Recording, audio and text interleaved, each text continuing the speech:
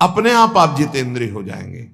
शरीर एक रथ है, बुद्धि इस रथ को चलाने वाला सारथी है, बैठने वाला जीवात्मा है, मन लगाम है, इंद्रियां घोड़े हैं, विचरने की जगह विषय भोग है।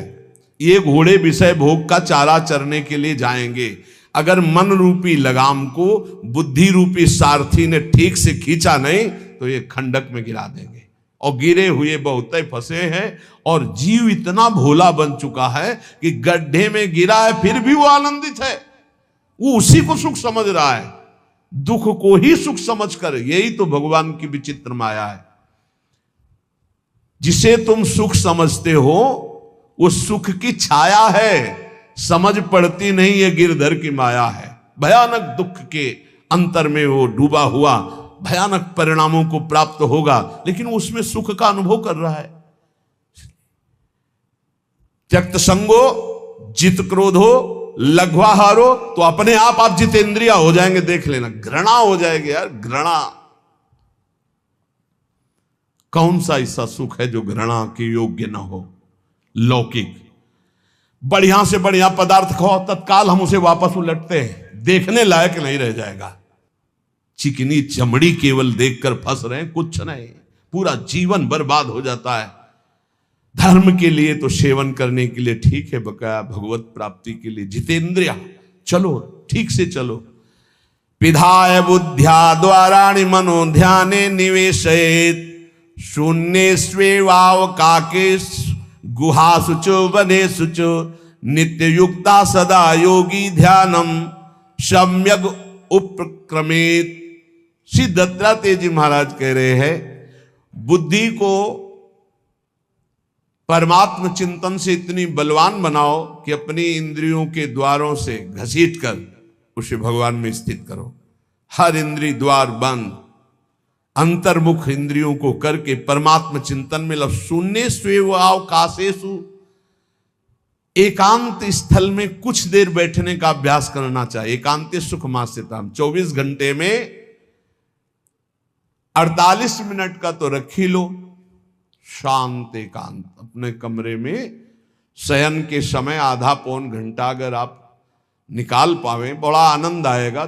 24 घंटे आप सेवा दिनचर्या में लगे, आधा घंटे निकाल लो या 48 मिनट शांत बैठ जाओ। बिल्कुल कोई माला नहीं, कोई क्रिया नहीं, बिल्कुल आप इस बात को देखना करके शांत बैठो। पहले बैठ जाओ। अब देखो आपका मन कहां है, तत्काल देखिए। जो ही शांत बैठे, अब है कहां? जो सामने रूप आ रहा है, चाहे वो वस्तु हो, व्यक्ति हो, स्थान हो, उसमें तुम्हारी ममता है, उससे तुम्हारा संबंध है। वस्तु, व्यक्ति, स्थान, प्रभु आ रहे हैं कि संसार का कोई वस्तु, व्यक्ति, स्थान आ रहा है? यदि कोई संसार का वस्तु, व्यक्ति, स्थान आ रहा है तो तत्काल उसमें भगवत भावना करो, या वहां से हटा के तत्काल अपने गुरुमंत्र में लगाओ। शांत एकदम बैठो। अब उस समय जांच करो कितनी बार किसका रूप आया।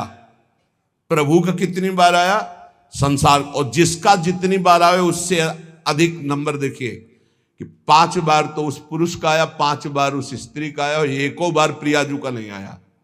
इसका मतलब अभी प्रियाजू में हमारा मन नहीं लगा, अभी यहां स्त्री पुरुष में, वस्तु में, व्यक्ति में, स्थान में लगा। जांच करो और हृदय में पश्चाताप करो। धिक्कार है, इतना समय हो गया, एक बार भी प्रियालाल का रूप नहीं आया। यही सांसारिक रूप आ रहे, ये सांसारिक वस्तुएं आ रही। धिक्कार है हमारे मन को, धिक्कार है हमारे जीवन को। ये हम आपको आंतरिक बात कह रहे हैं।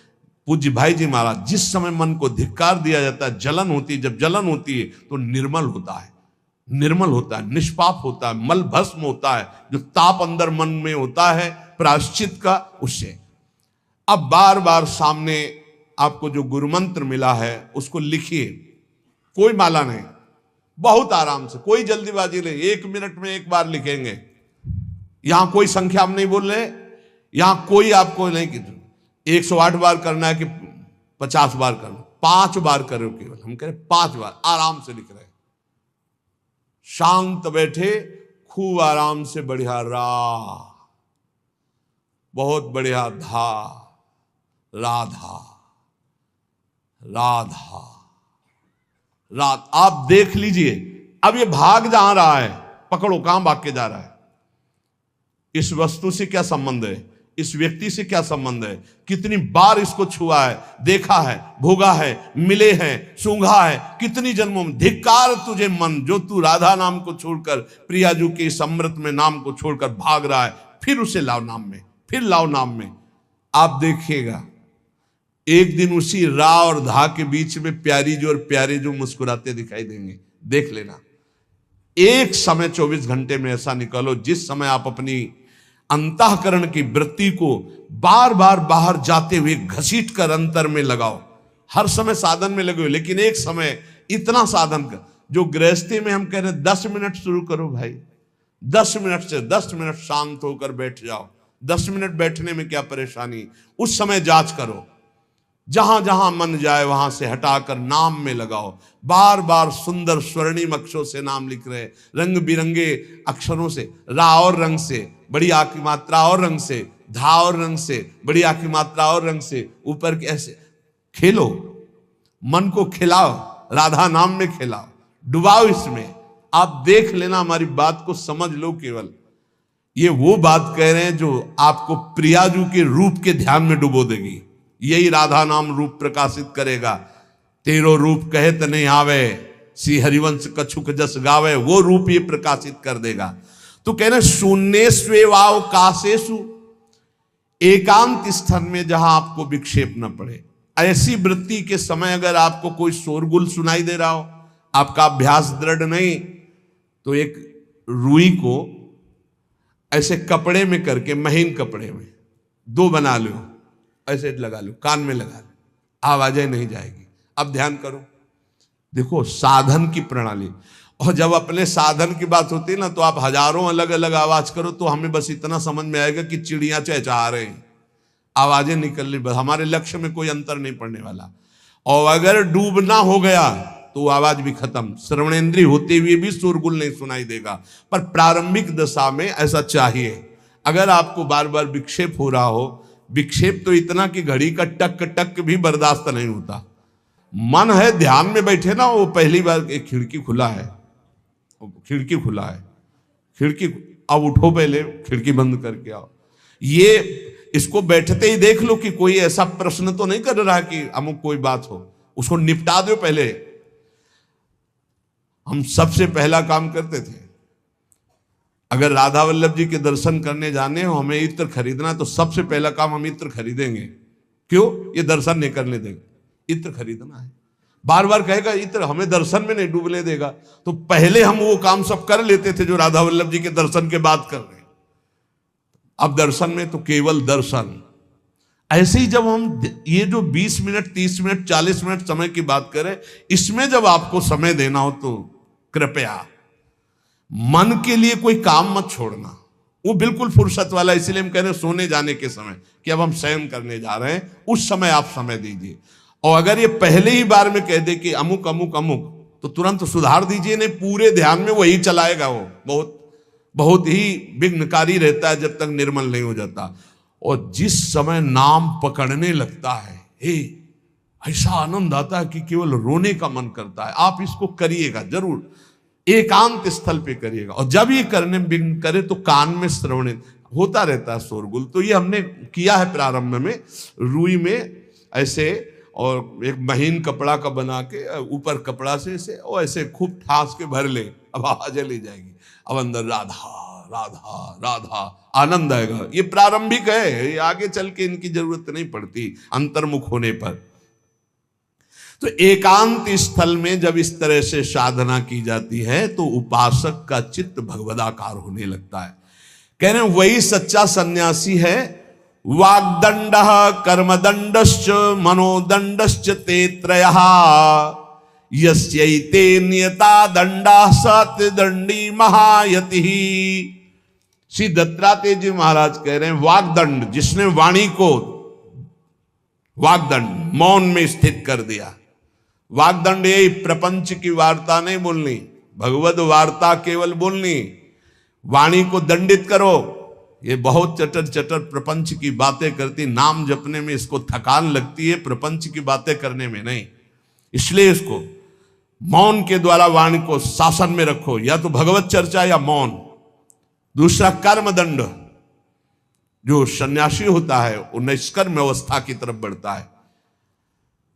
प्रापंचिक कर्मों को करते हुए भगवान नाम स्मरण करके यदि कर्म समर्पण कर दिया जाए तो वही गति प्राप्त होती है। ये तो सर्वाणि कर्माणि मयि सन्न्यस्य मत्पराः प्रापंचिक कर्म है, व्यापार, नौकरी आदि नाना प्रकार के। लेकिन इन कर्मों को भगवत स्मरण करते हुए किया जाए, भगवत समर्पित कर दिया तो वही गति प्राप्त होती है जो निष्कर्म अवस्था को प्राप्त सन्यासी की होती है। 3 दंड होते हैं, वागदंड, और एक होता है कर्मदंड, शरीर को निश्चेष्ट रखना, निष्क्रिय रखना, और मनोदंड, मन को निसंकल्पित रखना, कोई संकल्प न बनना। इसे संन्यास भाव को प्राप्त महापुरुष की अवधूत स्थिति तक पहुंचने का यह रास्ता है। वागदंड, कर्मदंड, मनोदंड, वाणी को मौन के द्वारा, शरीर को निश्चेष्टता के द्वारा निष्कर्म स्थिति के लिए, और मन को निसंकल्पता के द्वारा, कोई संकल्प न बनावे, ऐसा का ऐसा, ऐसा नहीं, जैसा प्रभु जब चाहे जैसा, हमारा कोई संकल्प विकल्प नहीं। वाणी से भगवत चर्चा, शरीर से भागवतिक कर्म, नहीं तो सांसारिक विरत बहुकर्मा, निरत निरंतर सज्जन धर्मा। अब एक परम धर्म की बात का वर्णन कर रहे हैं।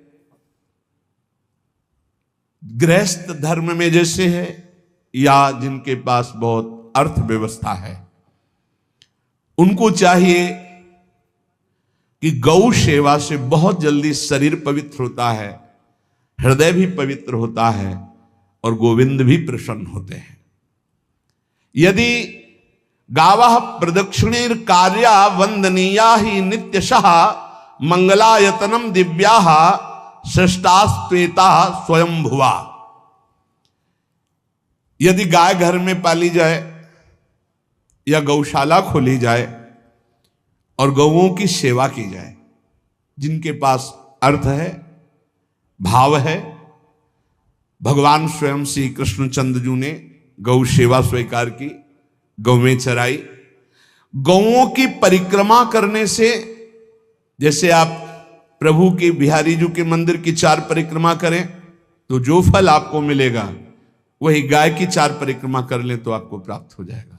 गौ की प्रदक्षिणा से, गावः प्रदक्षिणी कार्या वंदनीया ही नित्यशः, जो रोज गाय को प्रणाम करता है और गाय की प्रदक्षिणा करता है तो भगवत प्रदक्षिणा का उसे फल प्राप्त होता है।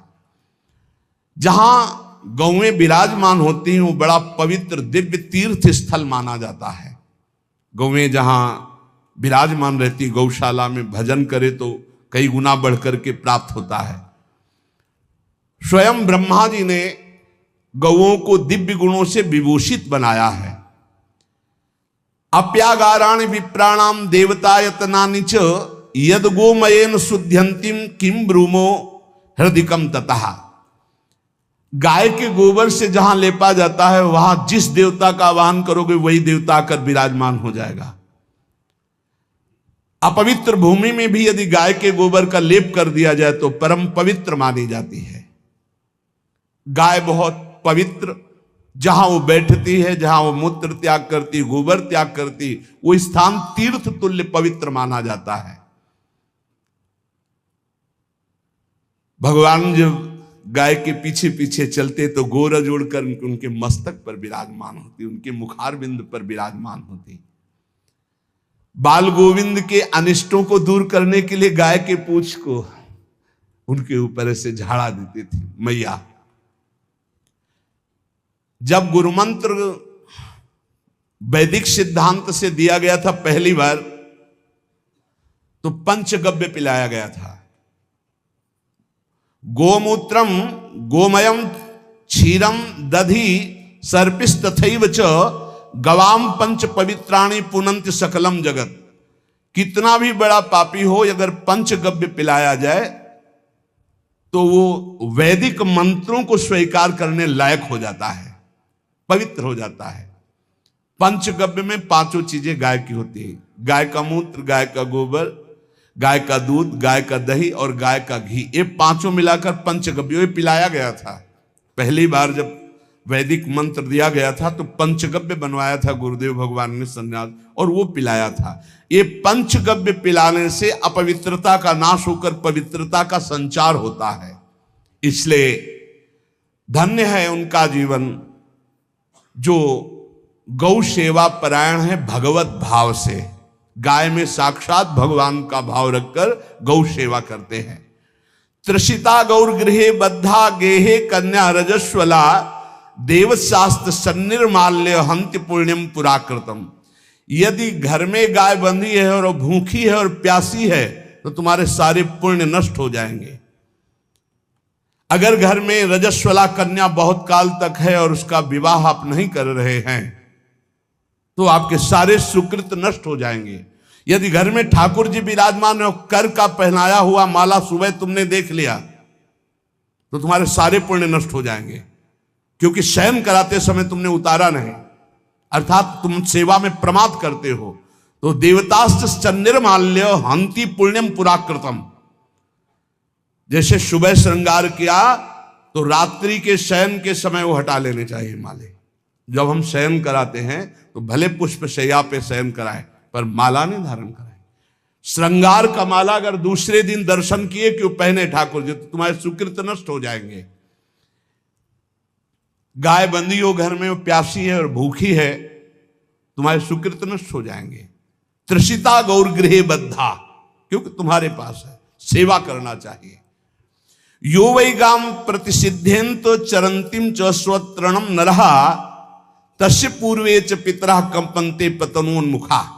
यदि गाय हरी हरी घास चर रही कहीं और तुमने डंडा ऊपर प्रहार किया और लाठी मारी तो तुम्हारे पितर खोपड़ी के बल नरक जाने के लिए तैयार हो गए। ये लिखा है चरंतिम स्वम तृणम नरहा तो तस्य पूर्वे च पितरा कंपन्ते पतनोन्मुखा। इसीलिए क्या भारत से कहीं किसी की तुलना हो सकती है जहां गौ को माता की पदवी दी गई, जहां गौ को हम आराध्य देव के रूप में मानते हैं, आराधना करते हैं। गौ रक्षा, गौ सेवा, ये बहुत बड़ा इसमें छुपा हुआ है। स्वयं भगवान अवतरित होकर गौ जब गाय के रूप में पृथ्वी रमाती तो भगवान का अवतार हुआ है। बड़ा विचित्र समय आता चला जा रहा है कि अब आधुनिक यंत्रों की ऐसी सेवाएं हो गई बड़ी बड़ी कि अब ना बैल की जरूरत है और ऐसे दूध की महंगाई बन गई कि अब देसी गाय 2 लीटर 3 लीटर 4 लीटर और ऐसी ऐसी कि 20-20 25-25 लीटर दे तो कौन देसी गाय को। तो गौओं का सेवा का भावना शास्त्र आज्ञा करता है कि जो प्रतिदिन अग्रग्रासे परोभावा कर्तव्यो भक्ति तोन्वहम अकृत्वा स्वयं आहारम कुर्वम नापनोति दुर्गतिम। जे ही तुम्हारे गृहस्थ में घरों में पहले होता था, अब तो भगवान जाने, जे ही पहली रोटी तवा में गई तो वो निकाल करके पक्की रखी जाती थी गौग्रास के लिए, पहला रसोई में। तो इसमें लिखा प्रतिदिन स्वभोजनम, पहले स्वयं भोजन न करके गाय के लिए ग्रास निकालना चाहिए। तो जिनके पास अर्थव्यवस्था जो गृहस्थ धर्म में है या जिनके पास अर्थ है, कुछ रोज 1 रुपया निकालो। हम कह रहे रोज निकालो तो महीने में 30 रुपया होते। 30 रुपया में एक गाय को हरी घास तो एक टाइम पवा ही सकते हो ना, बहुत नहीं है तो 1-1 रुपया निकाल के अगर एक गाय को चारा दोगे तो एक बार का भोजन तो हो ही सकता है। 30 रुपया में हरी घास जाकर के उसके दावा एक बार तो पवा दोगे ना। अग्रग्रासे परोभावा कर्तव्य भक्ति तोन्वहम, भक्ति पूर्वक गाय को 1 ग्रास भोजन में 1 रोटी तो निकालना चाहिए गाय के लिए, ऐसा शास्त्र आज्ञा कहता है।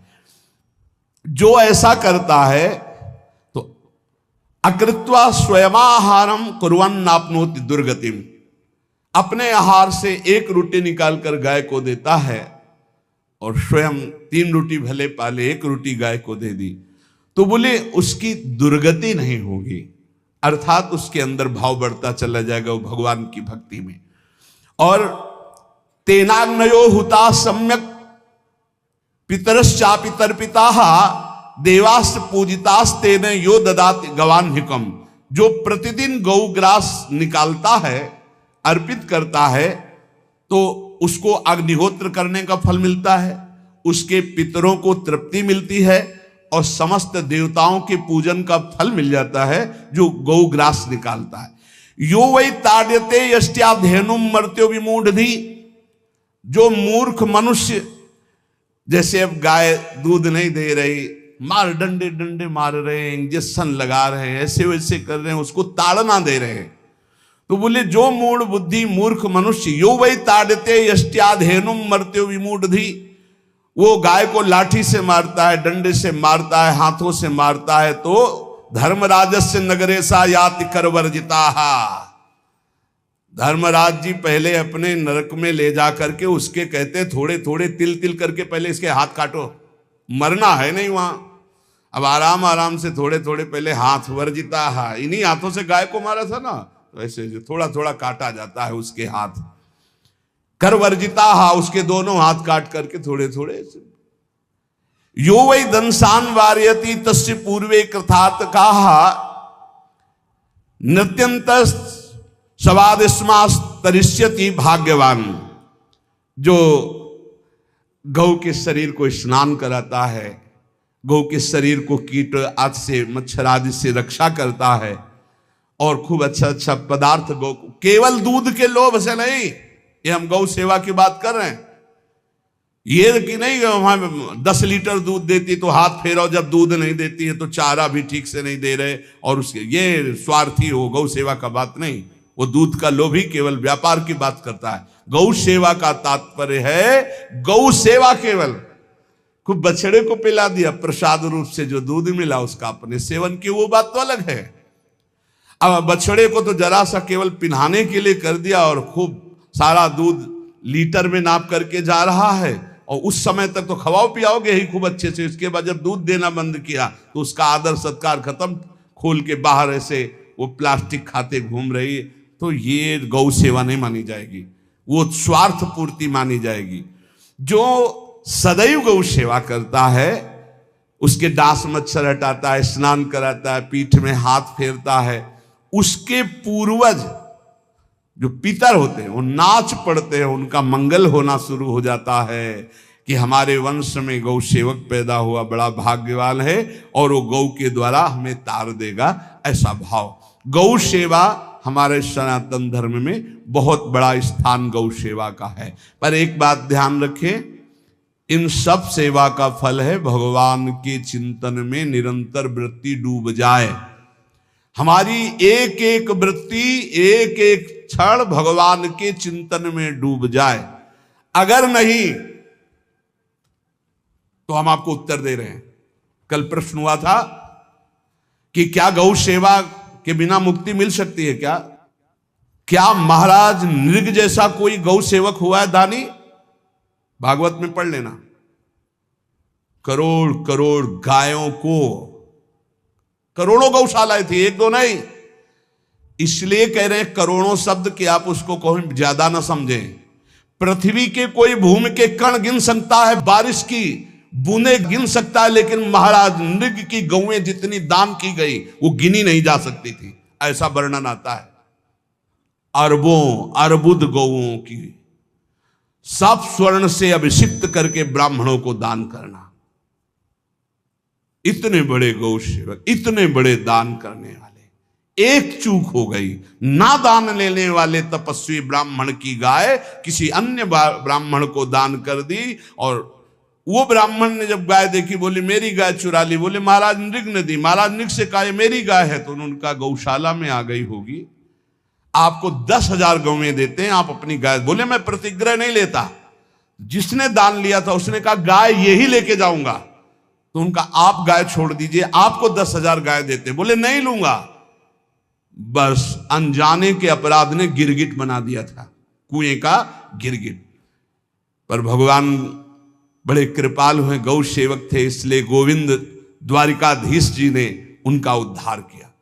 सब साधन का फल है अच्युत भावना से युक्त होकर, भगवत भावना से युक्त होकर निरंतर भजन करते हुए सेवा परायण रहो, चराचर जगत की सेवा परायण रहो। भजन करना ही सबसे बड़ा परम धर्म है। हम सब सेवाएं करें जगत की, लेकिन अंदर से राधा राधा राधा, गोविंद गोविंद गोविंद गोविंद, आनंद आ जाएगा। तन से सेवा करो, मन से भगवान की चिंतन, मामनुष्मर युद्ध से, भगवान की चिंतन में रहो। सेवा और व्यापार में अंतर होता है।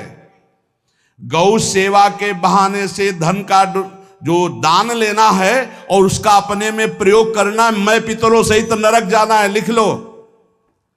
गौ सेवा के बहाने से दान लेना और उसका अपने परिवार के सुख में पैसे का प्रयोग कर देना या अपनी वासनाओं की पूर्ति में लगा देना।